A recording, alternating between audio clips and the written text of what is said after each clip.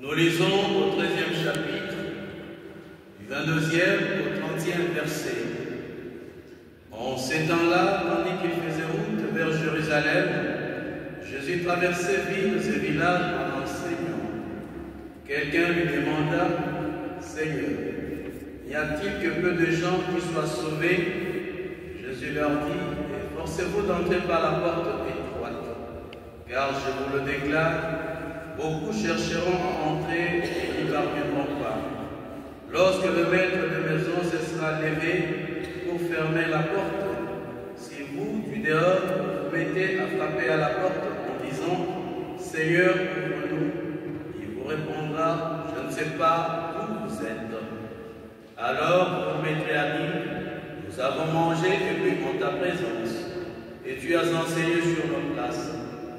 Il vous répondra « Je ne sais pas où vous êtes, éloignez-vous de moi, vous tous qui commettez l'injustice. » Là, il y aura des pleurs et des grincements de dents quand vous verrez Abraham, Isaac et Jacob et tous les prophètes dans le royaume de Dieu, et que vous-même vous serez jetés dehors.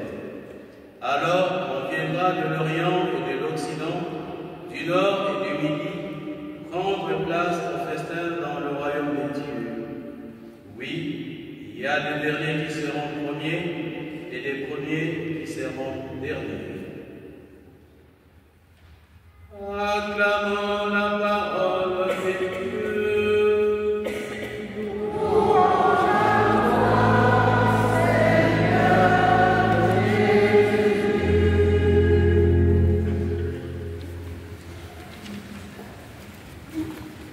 Chers frères et sœurs, shalom.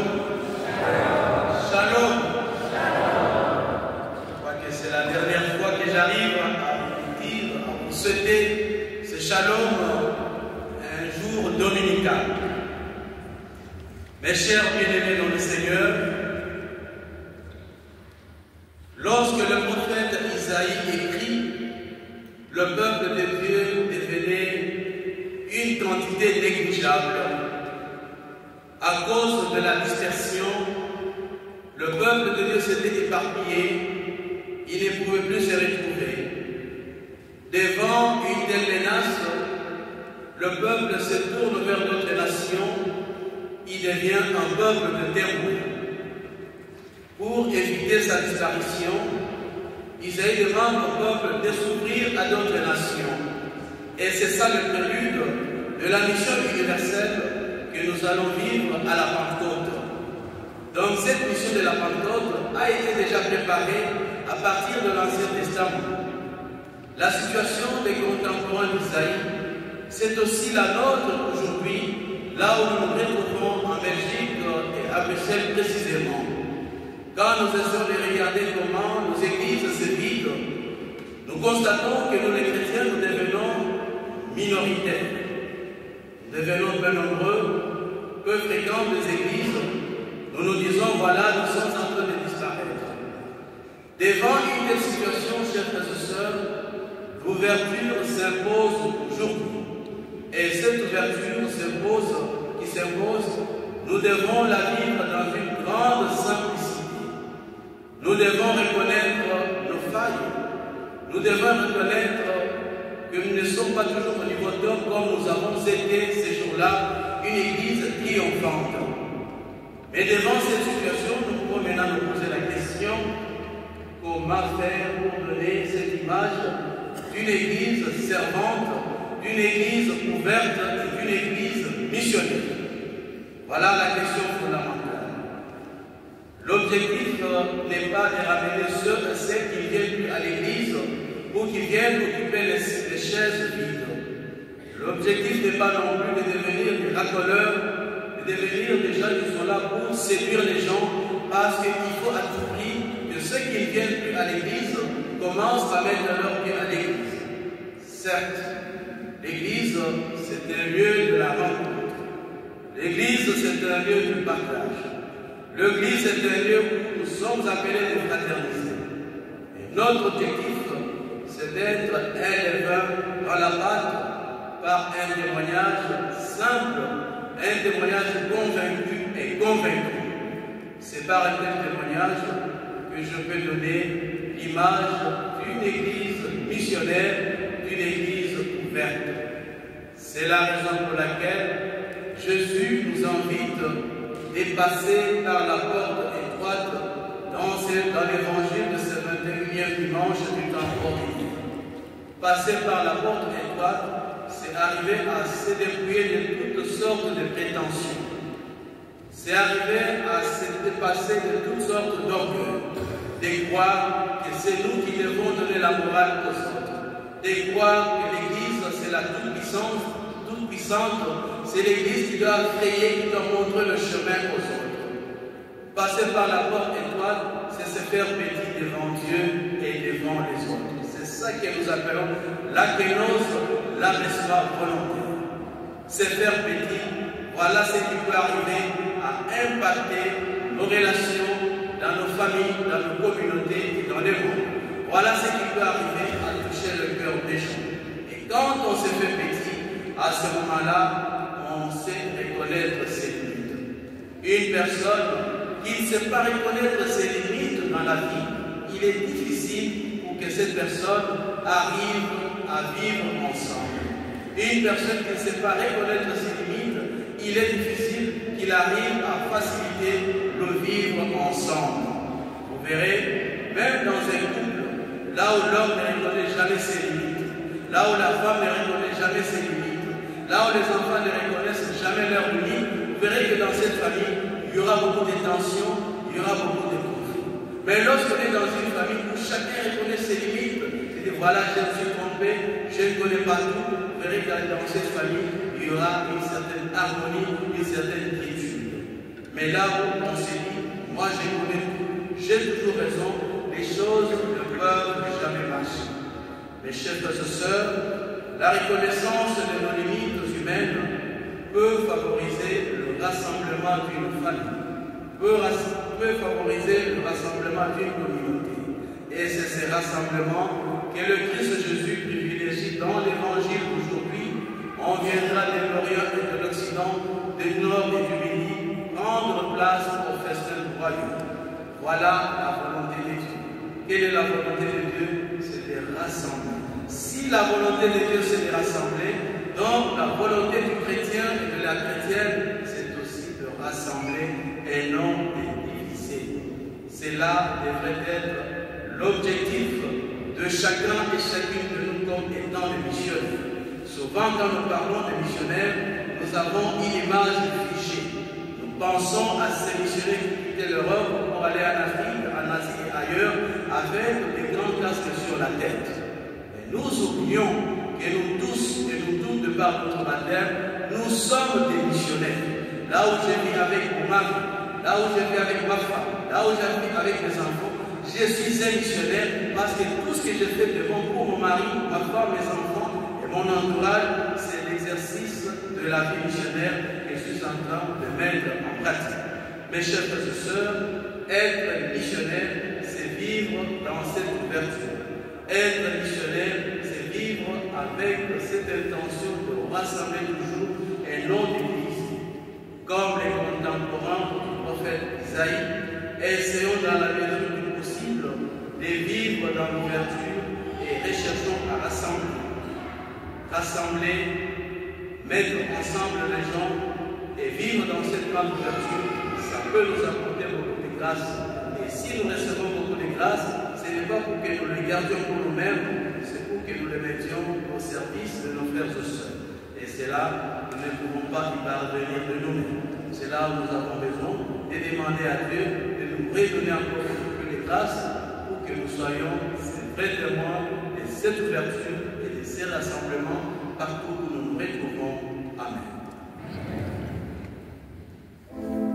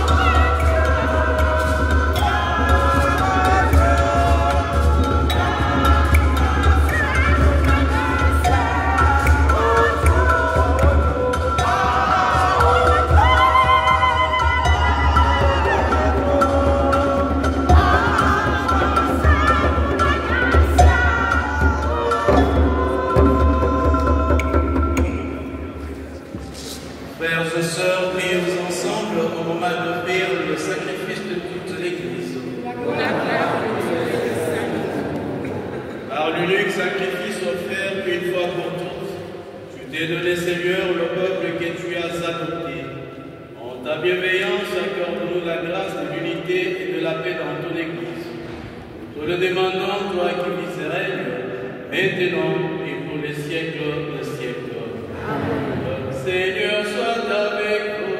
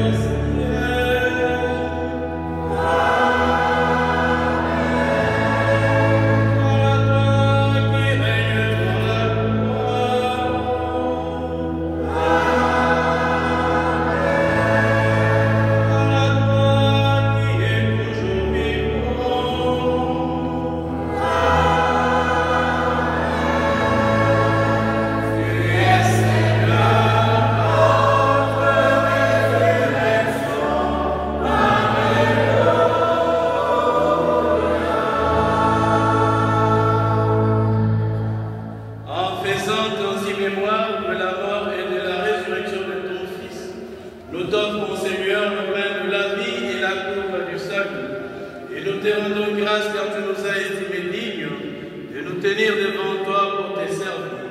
Humblement, nous te demandons qu'en ayant part au corps et au sang du Christ, nous soyons rassemblés par l'Esprit Saint en un seul corps.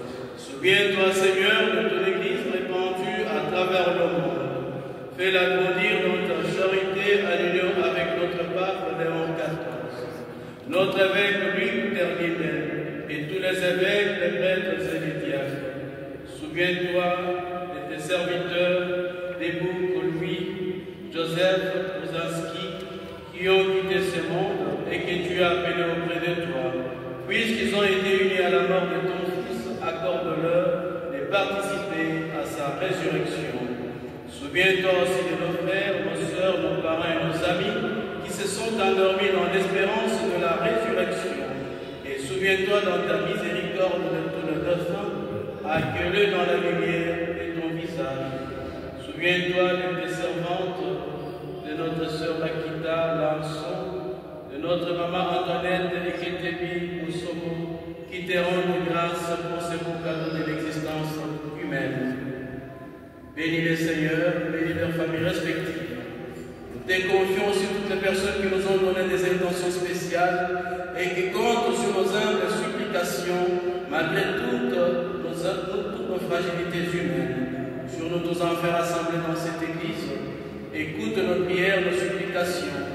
Et nous te confions aussi nos projets et toutes nos préoccupations majeures. Nous implorons ta bonté et ta miséricorde.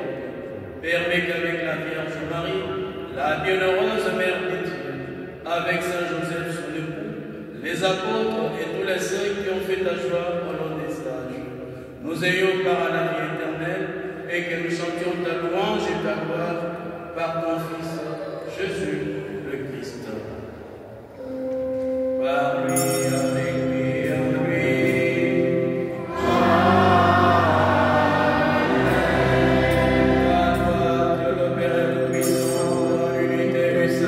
Amen.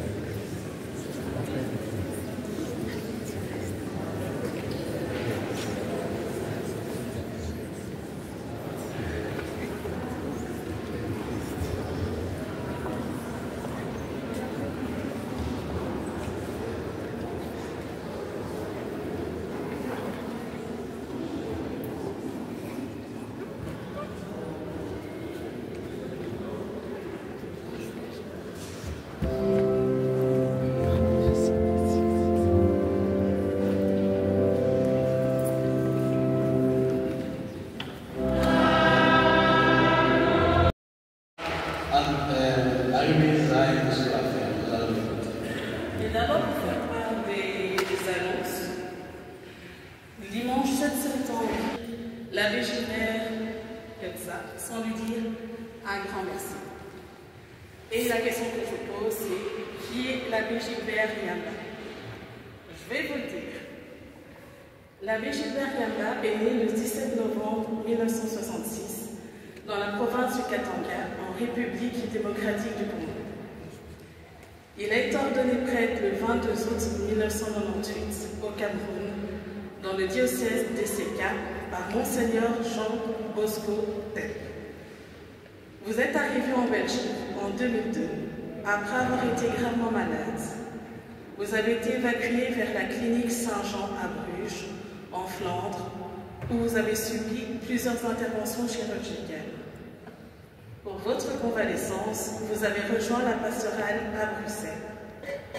Avec l'autorisation de votre évêque du Cameroun et du cardinal Danels, alors archevêque de Mali-Bruxelles, vous avez été nommé co-responsable de la pastorale francophone dans l'unité pastorale de Gex du 1er juillet 2003 jusqu'en 2014.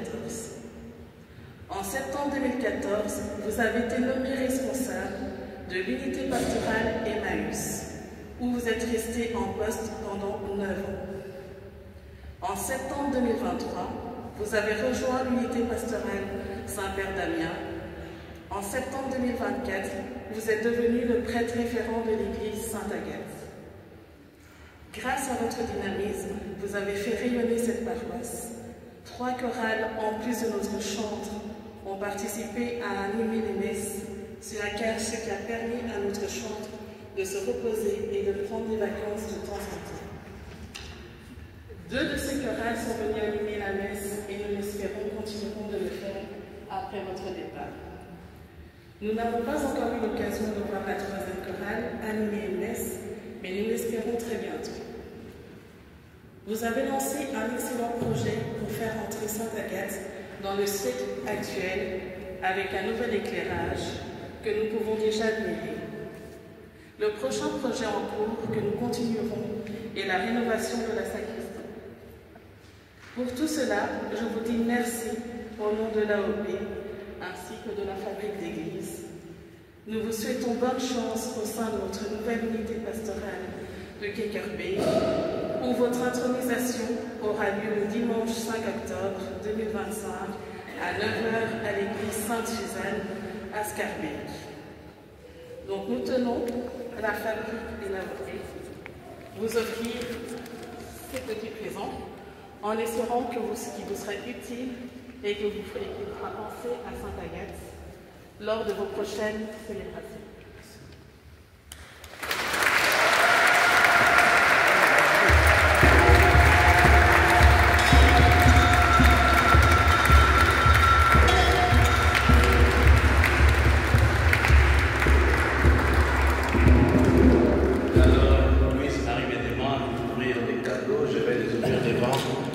Communauté paroissiale.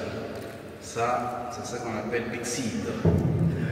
Là, on met le Saint-Sacrement pour aller donner aux personnes malades qui ne savent pas venir à l'église.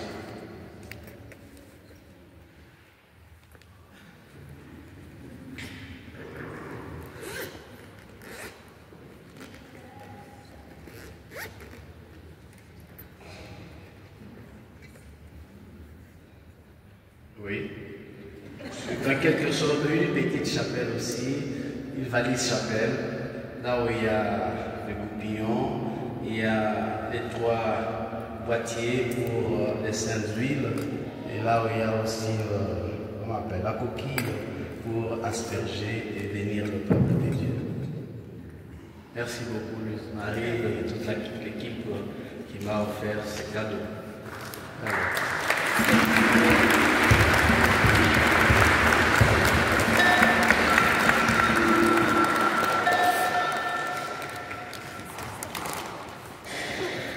Je ne sais pas c'est quoi, mais c'est bien scotché, je ne sais pas.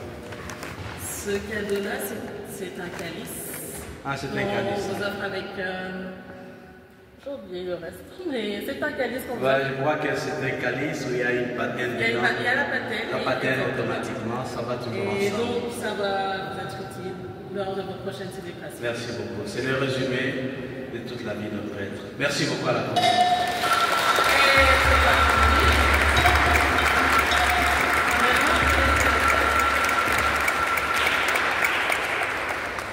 Je tiens aussi à remercier la présence de nos autorités communaux, et notre bourgmestre Christian Lameline, ainsi que ses échevins et conseillers communaux. Et donc je laisse la place à notre bourgmestre pour faire un petit discours à l'abbé Gilbert.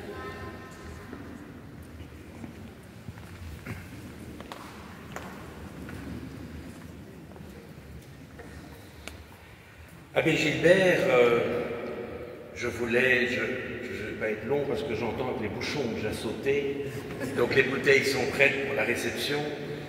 Mais donc je voulais vous dire deux choses principales aujourd'hui. C'est d'abord vous remercier chaleureusement pour le rôle que vous avez joué, pour ce que vous avez apporté à cette paroisse de Berchem-Saint-Agathe et à notre commune de Berchem-Saint-Agathe. Vous avez dit tout à l'heure qu'il est essentiel de rassembler et non de diviser. C'est ce que vous vous êtes attaché à faire ici à Berchem-Saint-Agathe, en faisant revivre cette paroisse, en vous entourant d'une équipe dynamique et formidable, et je tiens à les saluer, à les remercier, parce que quand on occupe des responsabilités, on n'est rien tout seul. On arrive à faire des choses avec une équipe, donc bravo également à cette équipe qui vous a entouré, et merci. Merci à vous donc pour avoir créé ce dynamisme qui est important, parce qu'une paroisse, c'est comme un corps humain, le sang doit y circuler, il bouge, il doit faire des activités. Merci à vous. Vous avez également parlé tantôt de l'importance de l'ouverture. Et l'ouverture, vous l'avez également mise en œuvre ici à Berchem-Saint-Agathe, puisque vous avez non seulement fait mieux connaître la paroisse et son très beau patrimoine auprès de nos habitants, mais vous avez également renforcé les liens, créé des liens avec les écoles. Chaque année, je suis le témoin ici de Saint-Albert, par exemple, qui vient dans cette église pour échanger, mais également avec les autorités communales. Nous avons eu l'occasion plusieurs fois de nous voir, pour voir comment faire en sorte que votre rôle puisse mieux s'accomplir ici dans notre commune. Mais également, vous êtes présents, la paroisse est représentée chaque année aux cérémonies du 11 novembre pour participer à l'affirmation de l'importance de la paix. Et comme vous l'avez dit, la paix, on peut la construire tous les jours à notre niveau, mais on la construit en rassemblant et pas en divisant et en faisant preuve d'ouverture. Ça, c'est le premier message. Et le second message que je souhaitais vous délivrer, c'est vous transmettre tous nos encouragements. Alors, c'est vrai, beaucoup vont vous regretter, même si j'ai appris que vous ne serez pas très loin. Mais au-delà du fait que vous nous quittez, ce qui est important, c'est que vous avez décidé de relever un nouveau défi. Et c'est pas facile de relever un nouveau défi parce qu'on sort de sa zone de confort et on part à la conquête de nouveaux espaces et pour pouvoir assumer une nouvelle mission. Et je voudrais vraiment vous transmettre tous nos vœux de succès dans cette nouvelle mission que vous allez accomplir. Et bien sûr, je voudrais terminer en vous disant que vous serez toujours le bienvenu à Berchem-Saint-Agathe. Merci, Abbé Gilbert.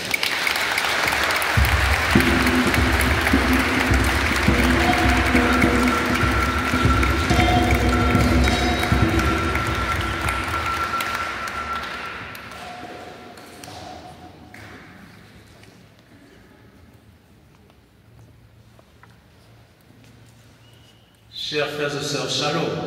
Shalom. Tout à l'heure, quand je suis arrivé ici à Saint-Agathe, Louise Marie m'a dit que monsieur le bourgmestre sera présent avec une forte délégation communale. Je ne m'y attendais pas et quand je vous ai vu avec toute votre équipe, j'étais agréablement surpris. C'est pourquoi je commence d'abord par vous dire sincèrement merci pour votre présence. Je ne m'y attendais pas. Merci à toute votre équipe de m'avoir honoré en ces moments où je m'apprête pour quitter Sainte-Agathe et l'unité pastorale Père Damien. Merci pour votre mot de tout à l'heure. Je ne savais pas que le bourgmestre nous observait. J'ai compris que c'était un pasteur aussi. Il accompagne les gens, parfois en coulisses, mais nous comprenons que c'est vraiment le numéro 1, Père Kémoin. Merci pour tout. À vous, chers frères et sœurs, c'est ma dernière messe officielle ici à Sainte-Agathe. Je sais que ma nomination a été une surprise pour beaucoup d'entre vous, surtout ici à Sainte-Agathe et dans l'UP Père Damien, d'autant plus que beaucoup de personnes ne s'y attendaient pas. Seulement après 2 ans de ministère, dans l'UP Père Damien, l'abbé Yamba Gilbert doit partir. Ce n'est pas par gaieté de cœur que je quitte cette unité pastorale. Il y a beaucoup de raisons qui m'ont poussé à quitter cette unité pastorale. Et je vous fais grâce de ces raisons. Pour Sainte-Agathe, cette nomination est intervenue au moment où nous commencions à mettre en place certaines choses. Tout à l'heure, le bourgmestre l'a dit, et notre sœur Louise Marie aussi l'a dit. Les différentes équipes ont été mises en place qui n'existaient pas encore ici. Nous avons mis l'équipe locale qui gère un peu toute la paroisse. Nous avons mis l'équipe des acolytes, tous ces jeunes qui sont derrière moi, qui sont gérés par notre frère Philippe. Nous avons mis en place l'équipe liturgique qui est gérée par notre Véronique qui est à ma droite au coin. Nous avons mis la liturgie des enfants qui est gérée par Jean-Paul Stevens et notre sœur Bakita. Nous avons mis en place notre équipe accueil qui est gérée par Robert. Nous avons mis en place l'équipe Hubert, pardon. Nous avons mis en place l'équipe chorale, si je pourrais le dire, gérée aussi par Véronique, et d'autres petites choses que nous avons réussi à réaliser. Il y a encore d'autres chantiers en vue. Nous espérons que le confrère qui a pris la relève de Sainte-Agathe, il essaiera de pérenniser ou de continuer avec ces projets. Nous, les individus, nous passons, mais les œuvres que nous réalisons ne passent pas. C'est pourquoi quand on arrive quelque part, il faut laisser des marques indélébiles. Et surtout que nous sommes dans l'Église.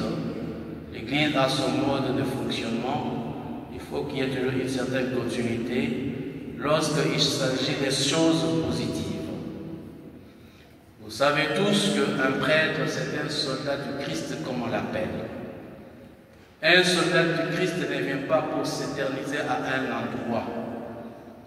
Lorsque nous étions étudiants en théologie, nous avions appris quelque chose. J'ai eu à le dire à Monseigneur Jean Cocrols, j'ai eu à le dire à mes confrères de l'équipe dénommée plus d'une fois, que dans mon cours de missiologie, on le disait, comme missionnaire, vous arrivez quelque part le soir, vous vous mettez à défaire vos valises, et demain, à 16 h, vous devez refaire vos valises pour repartir. Et je suis toujours dans cette optique. Un soldat doit toujours être prêt pour partir, affronter de nouvelles réalités et de nouveaux défis, comme monsieur le bourgmestre l'a dit tout à l'heure. C'est un défi que nous nous sommes lancés, que l'Église nous a lancé. À la 27e année de mon ordination sacerdotale, je suis appelé par l'Église pour aller affronter ce nouveau défi à partir du 1er septembre prochain comme responsable de l'unité pastorale du Caire-Québec qui comprend Sainte-Suzanne, Notre-Dame, Sainte-Famille, Saint-Vincent et Sainte-Élisabeth. Ce nouveau défi, nous ne pouvons l'affronter seuls. Nous avons besoin de vos prières. Nous avons besoin de votre soutien spirituel pour pouvoir affronter ce défi. Comme le disait un leader africain, seul je ne peux rien. Et moi je change un peu pour dire seul je ne peux rien, mais avec l'appui de nos chrétiens et chrétiennes, nous pouvons faire beaucoup de choses. C'est pourquoi nous avons besoin de votre soutien spirituel. Un prêtre n'est pas un extraterrestre. C'est un être humain qui est issu de vos familles. Il a ses qualités, il a aussi ses défauts. Malheureusement, les gens ont toujours tendance à s'attarder sur des choses négatives. Et pourtant, il y a aussi beaucoup de choses positives que les prêtres font. Malheureusement, cela passe toujours inaperçu. Quitter l'unité pastorale Père Damien ne veut pas dire quitter le cœur de ceux et celles qui ont cheminé avec moi. Quitter l'unité Père Damien ne veut pas dire non plus se séparer du peuple de Dieu spirituellement. Nous sommes et serons toujours des frères et des sœurs. Scarbeck, Ever, Arène, ce n'est pas l'autre bout du monde, c'est à quelques minutes d'ici en voiture. Monsieur le bourgmestre l'a dit. J'en profite pour dire sincèrement merci pour tous vos mots d'encouragement que j'ai eu à recevoir après les différentes célébrations eucharistiques. Vous savez qu'un mot d'encouragement, ça fait beaucoup de bien. Ce n'est pas toujours les biens matériels qui font que la personne se sente à l'aise. Et lorsqu'on dit un mot d'encouragement, on exhorte quelqu'un dans ce qu'il fait, ça fait beaucoup de bien, j'ose vous le dire. Avant-hier, j'ai accompli mes 27 ans de sacerdoce, je n'ai reçu aucun cadeau. J'ai reçu beaucoup de mots et ça m'a fait beaucoup de bien. Et nous avons aussi besoin d'être encouragés. Nous avons aussi besoin d'être exhortés. Nous avons aussi besoin d'être recadrés parce que nous ne sommes pas des personnes saintes. Ce sont des souvenirs qui resteront gravés dans mon cœur. Je suis parmi les hommes les plus riches de la planète. Je suis parmi les hommes les plus riches de Bruxelles. Vous savez pourquoi? Louise Marie l'a dit, j'ai fait 11 ans à Jette. J'ai eu beaucoup de relations là-bas. Jusqu'à aujourd'hui, ça perdure. J'ai fait 9 ans au Molenbeek. J'ai eu beaucoup de relations. Maintenant, je viens de faire seulement 2 ans ici, dans l'UP Père Damien, et à Berkem Saint-Agathe, j'ai noué aussi beaucoup de relations. C'est pourquoi je dis que je suis l'homme le plus riche de vous tous. Je suis beaucoup connu. J'ai enterré, j'ai baptisé, j'ai marié, j'ai célébré, j'ai aussi donné des conseils, et il y a beaucoup de souvenirs qui sont restés indélébiles par-ci, par-là. Mes chers frères et sœurs, si jamais j'ai eu à être distrait face à telle ou telle personne, si jamais j'ai eu à blesser telle ou telle personne, je vous demande sincèrement pardon. Je demande toute votre indulgence. Veuillez me pardonner. Si vous étiez fâché contre moi parce que j'avais oublié de vous saluer, avant de sortir de cette église, oubliez cela, essayons de repartir sur de nouvelles bases. Chers frères et sœurs, je pars après 2 ans sabbatiques passés dans l'unité Père Damien. Je l'ai déjà eu au confrère, la sœur Charlotte, et là, j'ai passé 2 années sabbatiques ici. Je suis en général un homme qui aime créer et vivre à un endroit où je ne sais pas arriver à mettre en pratique ce que je sais faire. Je me sens étouffé et cela, ça m'indispose. C'est une des raisons pour lesquelles j'ai quitté cette unité. Merci à tous les amis de l'équipe locale avec qui nous avons collaboré dans une grande simplicité.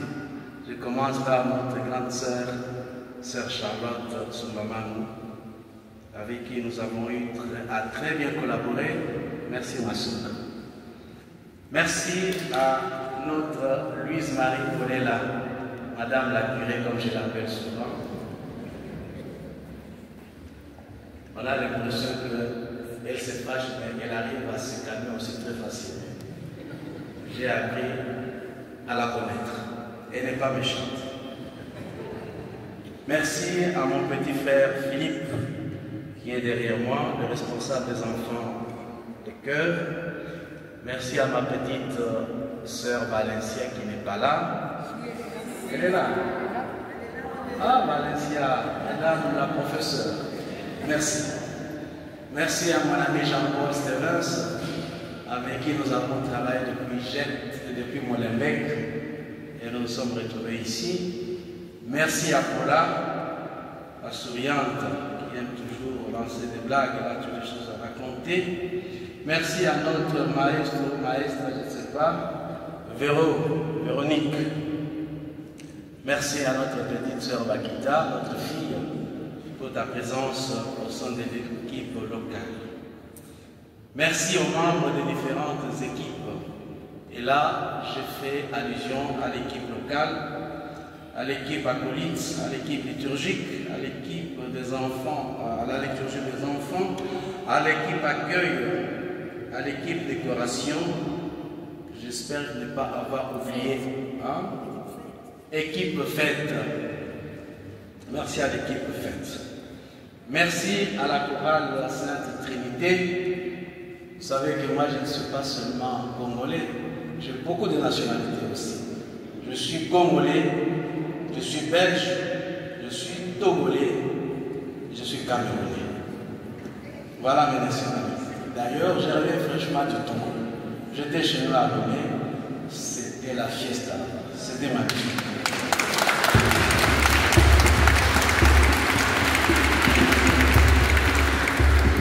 Monsieur le bourgmestre, vous voyez l'ouverture dont on parle, ce n'est pas seulement une théorie, mais nous essayons de vivre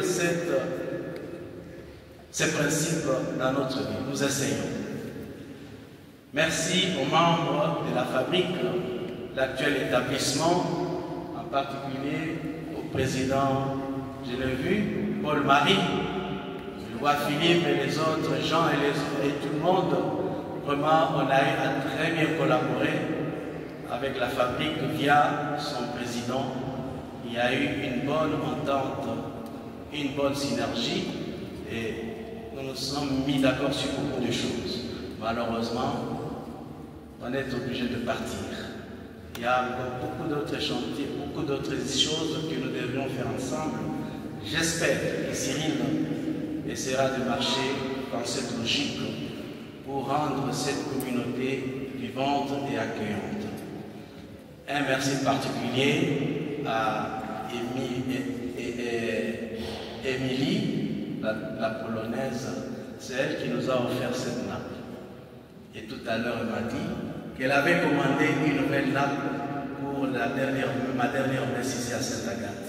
Malheureusement, cette nappe, elle va la recevoir seulement cet après-midi. Merci Émilie. Que Dieu te bénisse. Merci, chers frères et sœurs, à tous les paroissiens, à toutes les paroissiennes de l'unité pastorale. Je vois qu'il y en a qui sont venus de Sainte-Anne, qui sont venus de la basilique, qui sont venus ce matin, je n'en vois pas tellement, mais en tout cas, je vois que les autres clochers sont représentés ici. Pardon? Le bon pasteur n'existe plus, tu fais partie de cette Agathe famille. Merci à chacun et chacune de vous, surtout pour votre soutien et vos conseils. Je me rappelle de cette phrase qu'un ami avait écrite sur sa photo souvenir d'ordination. J'accepte toutes vos remarques pour ma croissance. Et je pense que nous tous, nous avons toujours besoin des conseils, des remarques pour pouvoir grandir, pour pouvoir croître. Ce n'est pas parce que nous avons quitté ici que nous n'aurons plus besoin de vos conseils. Barbara, j'ai failli oublier l'équipe qui fait la permanence avec Jean-Paul. Merci aussi pour cette belle initiative d'ouvrir l'église Sainte-Anne pour qu'elle soit toujours ouverte, et Sainte-Agathe pour qu'elle soit toujours ouverte pour les chrétiens et les chrétiennes. Enfin, mes chers frères et sœurs, merci pour vos beaux cadeaux et vos paroles aimables à ma modeste personne. Je pense que ce n'est pas la grandeur de ce que vous m'avez offert, mais c'est plutôt le cœur qui m'intéresse beaucoup plus. Et c'est ça. Chez moi, on dit, il y a un adage. Quand tu vas chez autrui, s'il t'offre une vache ou une chèvre, mais Mais s'il ne t'offre pas cette vache ou cette chèvre, il ne t'offre pas avec un sourire aux lèvres, c'est que ce n'est pas un bon cadeau. Mais quand on offre un cadeau avec un sourire aux lèvres, c'est là, ça fait du bien et ça va jusque dans le cœur de la personne. Alors merci à chacun et chacune de vous pour tout ce que vous m'avez apporté pendant ces 2 ans. J'ai beaucoup entendu, j'ai beaucoup appris. Et je pense que les erreurs qui ont été constatées dans l'unité Père Damien, nous essayerons de ne pas les reproduire ailleurs. Et les choses positives qui ont été vécues, nous essayons de les reproduire ailleurs parce que nous sommes Église, nous sommes en Église. Alors je vous dis merci pour tout ce que vous m'avez apporté. Vous savez, partir toujours de quelque part, c'est toujours émouvant. C'est toujours émouvant. Alors, je vous dis merci.